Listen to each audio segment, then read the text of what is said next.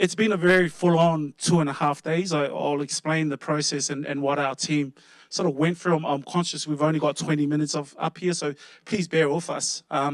We have only pulled this presentation together this morning, so I ignore the nervous shakes, especially for me. That's not, I guess it's not nervousness. I'm just due for my pie now. So we weren't going to introduce our team names, but I think it's only fair that we do because we've worked our butts off for the last 2 days, and I think it's only fair that we introduce the guys. We've got Kerry in the end from Casey, Guy from Sustainability Victoria, Caitlin from RMIT University, Rashika from Australia Post, Steve from Telstra, and the two lovely ladies up here. I've got Monica from Telstra, and then I've got Liz from Knox. We're Team Green. Our subject today is waste, specifically dumped rubbish within the community. So we're a collaboration, obviously, of different councils and different backgrounds. I think it's fair to say when we attended this conference, we all came with our preconceived ideas, our know-hows based on how we do things within our own organisations, within our own jobs.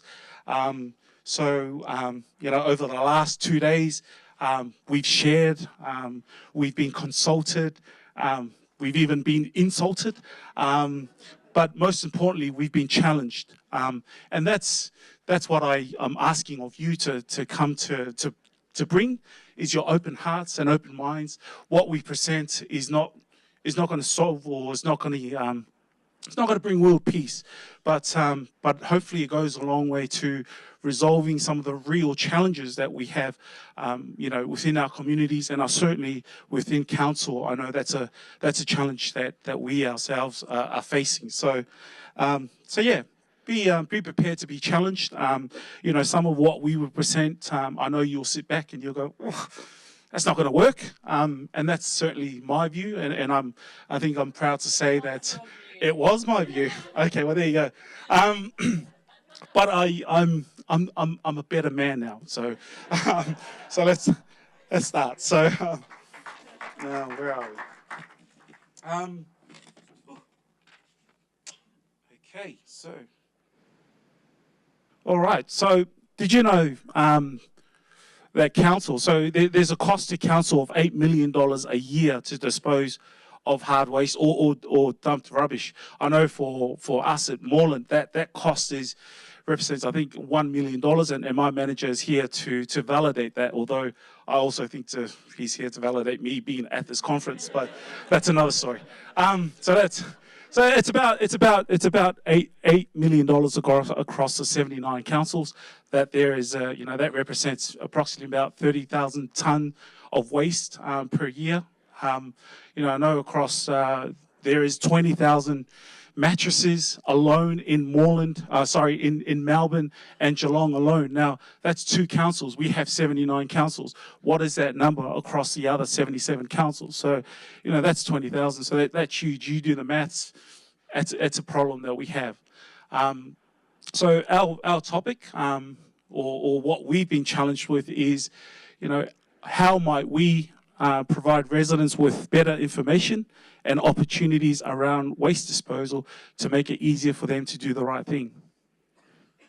Pass it over to Mel. Perfect. So we really wanted to take this problem statement into context, and we really thought, well, what does all these big and bold words mean? Because they are quite broad. So we started to drill down and we said, well, what does information mean? So for us, it means providing the community with an understanding and awareness of waste, its impact, how to correctly dispose of it, and what is that process in which it goes through once they get rid of it. When we talk about opportunities, we really want to provide consistent and accessible waste disposal options. Currently, councils accept what they want. They're all various across the councils, and people don't know what to do. Not only that, there's things that they accept and there's things that they don't accept. This then causes illegal dumping. So what is waste to us? Well, we looked and we said, well, there's so many different types of waste. The biggest problem area for councils at the moment is the illegally dumped waste, and the highest percentage of that is the unacceptable items that they don't collect during hard rubbish. So those things are like renovation items, tyres, mattresses, paint tins. So all of these things that when you put out at hard rubbish will get left there the next morning when they come and do the collection. So yesterday morning, we spent a lot of time looking at, well, who are the users that would be involved in this waste ecosystem? So we've got our offender. We've got the person that's dumped the rubbish in a park because they either didn't want to pay for it to get taken to a dumping yard or it didn't get collected by the council. We then got the affected. We've got Mary, who's had rubbish dumped on her block of land and she's trying to build. We've then got our regulators, so obviously councils, EPA and the state of VicGov. We've got our community groups and of course we've got the industry in itself.